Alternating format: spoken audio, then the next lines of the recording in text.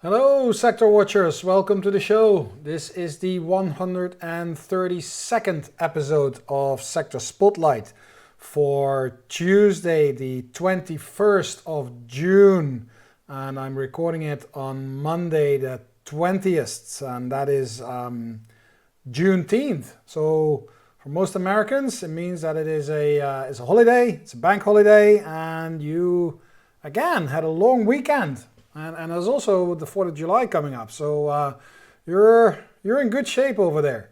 My name is Julius Kempenaer, and I'm presenting to you from Amsterdam in the Netherlands. If you've got anything to share, please use any of the contact details on the screen.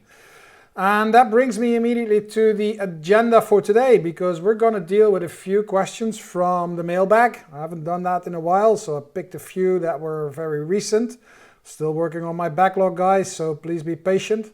And after that, we'll dive into the rotations as we've seen them in asset classes, and then primarily in sectors. And I'm going to break it down into offensive, defensive, and sensitive sectors, and see if we can come up with a view on the S&P 500.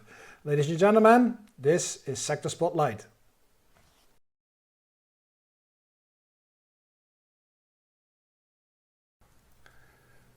One question I got a few mails on last week actually had nothing to do with RRG or a view on the market, but it was related to how I created the matrix with all the RRGs. And I used that the first time in this article on June 14th, when I was trying to visualize how I use RRG for breadth as a gauge of breadth, using RRGs with $1 as the benchmark.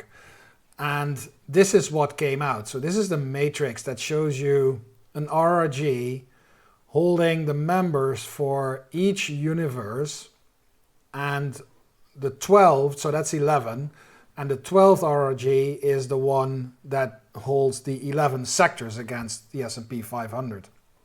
And the idea behind this is that because you're using $1, you will see the individual stocks clustering at a certain position or moving in a certain direction, and that'll give you an idea about the general direction of the individual members of that sector. And being able to see that gives you an idea about how broad-based the move in a certain direction is in that sector. And this is what I created. I centered every chart, so you will get the same image for every sector. And it's quite a bit of work, because there's no way to do this in StockCharts off the bat, or using a browser and doing it off the bat. This is simply me bringing up those sectors and then taking a snapshot with a screenshot utility, saving that, cropping it so that I don't have the benchmark chart and all the excess information, and then bringing all 12 charts onto a new canvas and creating this one single chart, which I think is a great chart. And according to the number of mails that I received, a lot of people seem to like it, but there is not, unfortunately, an easy way to do this. Sorry that I don't have any better news. You just have to do the work, or you can just have me do the work and look at the result.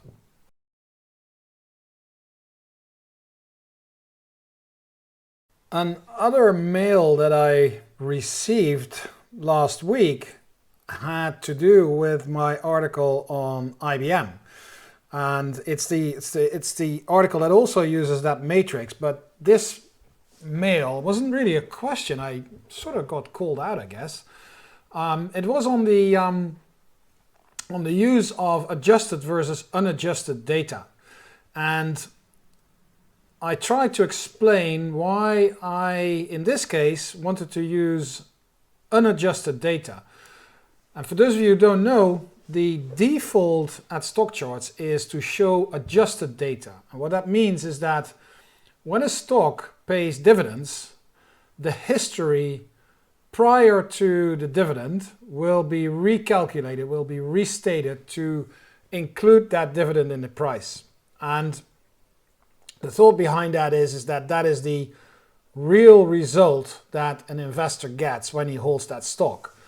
And also, for example, if you use a moving average, that gets a little bit thrown off because when a stock pays dividend, the price gets subtracted from the actual price. So when a stock pays $1 dividend today, the price today will be $1 lower than yesterday's close, but just because of the dividend, not necessarily because of additional supply. So when you calculate technical indicators like a moving average, and you don't adjust for the dividend, technically you're sort of wrong because that stock didn't really decline. Now there's various theories and schools and approaches to dealing with that. The way at StockCharts is that the default is for adjusted total return charts. Just bear that in mind. What it also means is that when you're looking at a stock or a sector ETF that pays a lot of dividends, then the history, especially when you look at longer term history, can get quite different. The image gets quite different. And I believe that when you are looking for support and resistance levels, it is better to look at unadjusted price charts, because those are the levels that people have in their minds. And when we look for support and resistance levels, we're actually dealing with psychology, with price psychology, what people have in their mind. So in the case of IBM, when you look at the basic ticker like IBM, then this is the price chart that you will get. And this is the ratio of IBM versus XLK, and this is the ratio of IBM versus SPY. And then I went to the unadjusted chart, and you can immediately see that this image is quite different from the one here. So this is the total return, and then here you have the unadjusted. So this is the real traded prices. When it comes to labeling support and resistance for this type of charts, this type of stocks, I prefer to move to the unadjusted price series, because you can see that there is quite a difference. When it comes to then, and the mail that I got was actually sort of saying, hey Julius, okay about going to unadjusted for IBM, but when you do your comparisons, you should also go to the unadjusted versions for XLK and the unadjusted version for SPY. And that's right. It's I just went too fast. The good news, to my defense, is that it doesn't really matter. It doesn't really impact the outcome from a relative strength perspective. So here is the unadjusted IBM against the adjusted XLK and SPY. Now, what I did, that's the same here. So let me walk you through these images. This is the adjusted one. So this is total return. This is what we really don't want to use. So here you have the unadjusted. So this is what I use to label my support and resistance. And these are the ratios versus the total return series. So basically, these are apples and oranges, because this is unadjusted IBM versus adjusted XLK and SPY. And then this one is how it actually should be. So this is unadjusted IBM versus unadjusted XLK and unadjusted SPY. And as you can see, there's not a lot of difference between the two. So here, this is the one that I had. This is the one that should it be. Doesn't really make a difference. And then here, what I also did is I plotted them on an RRG. So this is unadjusted and adjusted together. And you can see that from a rotational perspective, they are sort of moving in tandem. There's a slight difference. That's the difference between the dividends that are being paid. But you can see that for the rotational pattern, it doesn't really make a difference. And here is the same. And now we're using unadjusted SPY and it's actually a similar image. So for using the relative strength measures, I don't think it's a big deal, but technically it's absolutely right. I should have used underscore IBM versus underscore XLK and underscore SPY.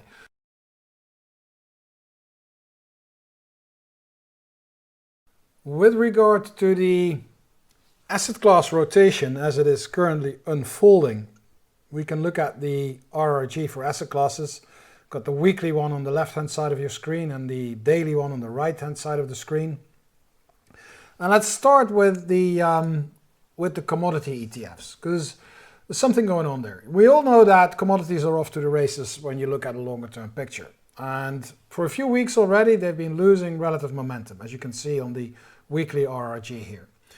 The daily had a pretty good run over the last, at least over the last 5 days, but it was a little bit longer, so we rolled back up June 7, and that continued until now. And I still believe that commodities for the long run have turned around are in a very strong uptrend. However, when you look at the individual price charts for GSG and DJP, then there is a very strong divergence showing up between price and RSI. And when I looked at these charts, I don't have the RSI plotted on my charts. I've got the ratio and I've got the RRG lines. But when I see something like this, I can almost instantly say, hey, this is very likely a negative divergence building up. And so that's why I plotted the RSI, and yes, here it is. This is actually a very strong negative divergence between price and RSI. And a similar image is happening with GSG, where you see a similar consolidation, move a little bit higher, a high that is marginally higher than the previous one, and then that's not confirmed by a new high in the RSI, hence the negative divergence. And I've got a solid line here and a dashed line. That's just because how I don't know what your preference is. Either one suits me, and either one shows a negative divergence. So from this image, together with the loss of relative strength and loss of relative momentum, I do believe that commodities might be in for a slightly longer pause or a delay in the uptrend or a bit of a correction. Now that we've got that out of the way, we can go back to the RRGs, and I'm going to tick off the tails for GSG and DJP and fit it again. Do the same on the weekly. And now we have a pretty clear picture with a main message from asset allocation in my view right now, and that is continued strength for the US dollar, both on the weekly and the daily tail. Look at that strong tail for the US dollar index powering into the leading quadrant. And the main message from the other asset classes here, SPY and V&Q, so stocks and real estate, moving lower, negative heading, moving into or towards the lagging quadrant. That's confirmed on the daily. V&Q and SPY both inside the lagging quadrant and moving deeper into it on the daily RRG, and the opposite direction for the fixed income ETFs, corporate bonds, government bonds, and high yield, and they are confirming their moves on the daily tail as well.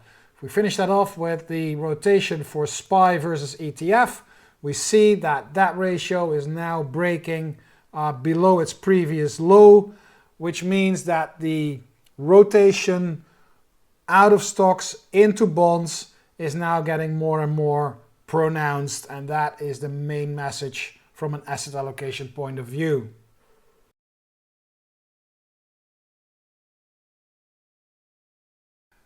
Let's have a look at sector rotation at the moment. And for this occasion, I am going to use the breakdown into offensive, defensive, and sensitive sectors. We've started to introduce that a while ago in the show, and I thought this was a good time to go back to it instead of looking at all sectors in one image. I'm going to throw the offensive sectors, the defensive sectors, and the sensitive sectors on 3 different RRGs, or basically 6, because we're going to look at the dailies and the weeklies for each group. So here's a group of offensive sectors. That's materials, real estate, discretionary, and financials. Now, on the weekly image, which is on the left, you will see that discretionary and financials are inside lagging. Real estate has rotated from leading into weakening, and materials is still inside the leading quadrant but rolling over. It looks like a split image. However, discretionary is a super important group that's deep inside the lagging quadrant, which is a major drag on the S&P 500. Financials is also a very important group. That's because the fact that it is on the left-hand side and in the lagging quadrant means that it is in a relative downtrend. It's just had a sort of pause in the downtrend, and important here is that to see that it is rising on the JDK RS momentum scale, but it's not rising on the RS ratio scale, which means that it is a hiccup, a recovery within the relative downtrend that is still present. Real estate has rolled over and is now rapidly losing relative momentum. Look at the length of that move, look at the power behind that move. And for materials, it's kind of the same, but it's in the early stages. Materials is still relatively outperforming, but it's the only group in offensive that is doing that, and it's already rolling over. So all in all, I don't think this is a super strong image for the cyclicals group. And here is the daily rotation, and you see that real estate remains on the left-hand side, is sort of hovering around that 100 level, confirming the weakness that you see on the weekly chart. Here you see materials on the daily, it's rotating towards lagging. That is sort of dragging that tail on the weekly further down.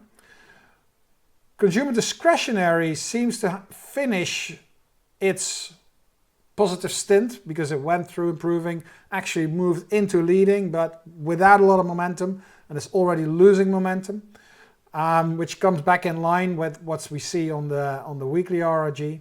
And then we have financials, which is inside lagging but picking up. That's the only one that is confirming here, which is a sort of a slight positive, I guess. So keep an eye on that. Let's take a quick look at the individual charts and see what we see then.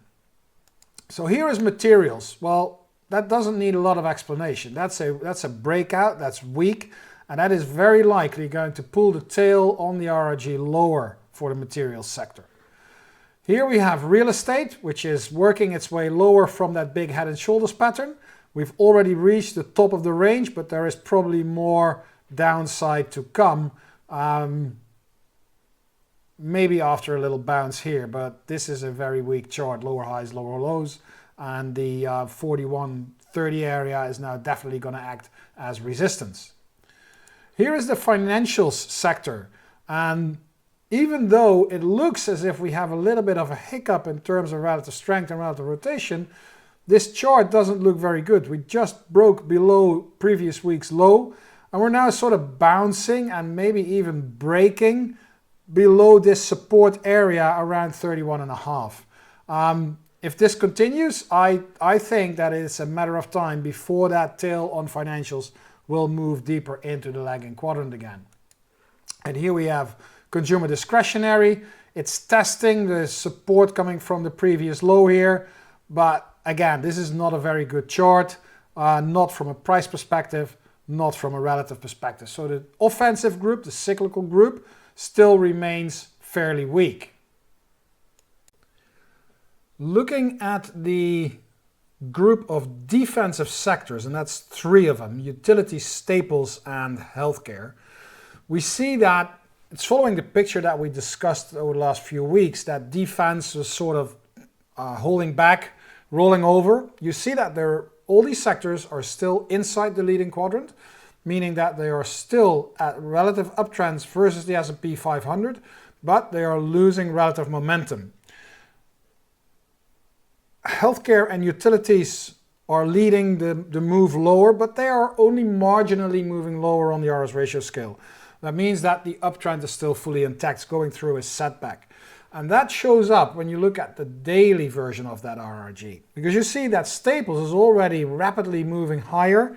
And that is, following this image here. So we're going to wait and see how that pans out. Same goes for healthcare. For the last 10 trading days, this move actually starting to look very promising, while this one is going lower. So this is relative uptrend, and that's coming back in sync. And then utilities, maybe they have a little bit more to go.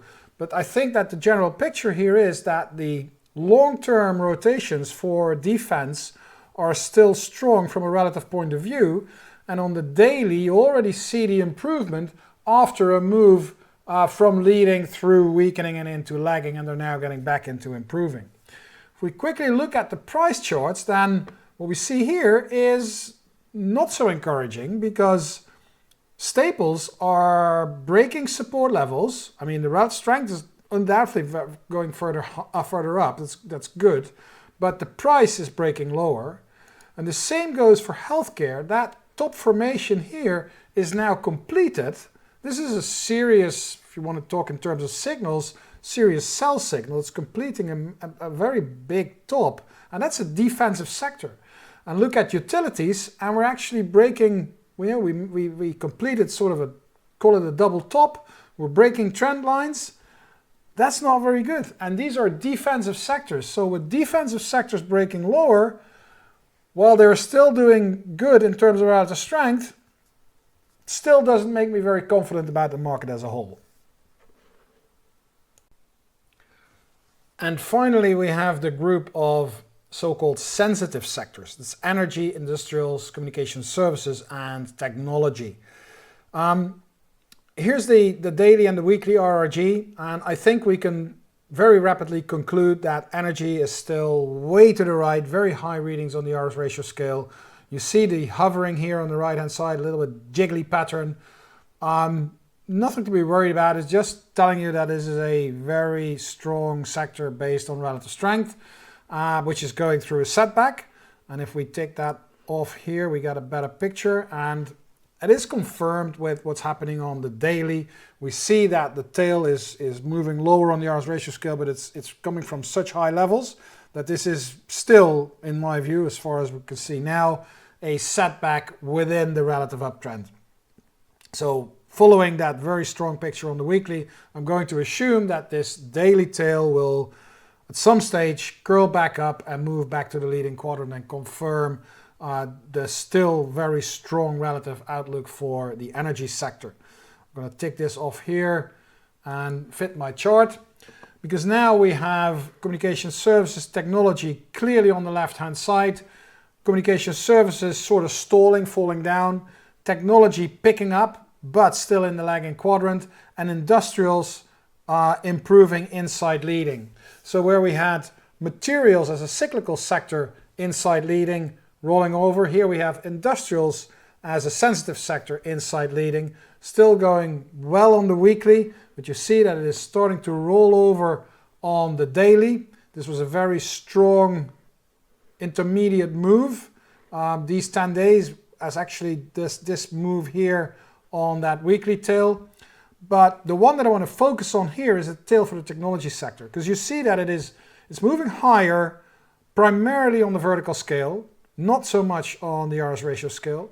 And here you see that the improvement, so the hiccup that we had here, is already rolling over on the daily RRG. So we went through leading and we're now almost crossing over into the lagging quadrant, which is going to confirm the weakness for the technology sector. And if I bring up the chart for technology, then you see that this is a serious break. This is at last Friday's close. Today, market in the US is closed, so we don't have any data for that yet. But on the Friday close, we have a clear break below the previous low, confirming the series of lower highs and lower lows, together with a weak outlook from a relative picture. So that major sector, technology, is breaking to new lows, and again, that's not really helpful for the outlook in terms of the S&P 500.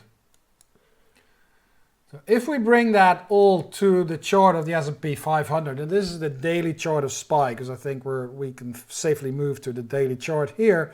And it is still, those two gaps are still not closed, which means that that resistance area around 380 is now getting more and more important. And the downtrend's intact. Any rally very likely to stall around the 380 area, or at least find serious resistance there. For me, upside potential in the S&P 500, very, very limited. Downside risk still very clearly there. And that wraps up Sector Spotlight for this week. Thank you for watching, and I hope you enjoyed the show. Please remember, Sector Spotlight airs every Tuesday from 10:30 to 11 a.m. here on StockCharts Television and our on-demand channels.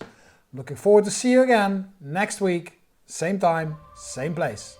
Hey, Grayson Rose here with StockCharts. Thank you so much for watching. I hope you enjoyed that video. If you did, consider giving it a like down below, maybe leave us a comment, and if you're new to the channel, you can subscribe at the link up above. We're gonna bring you daily content from an incredible collection of technical analysts and financial experts.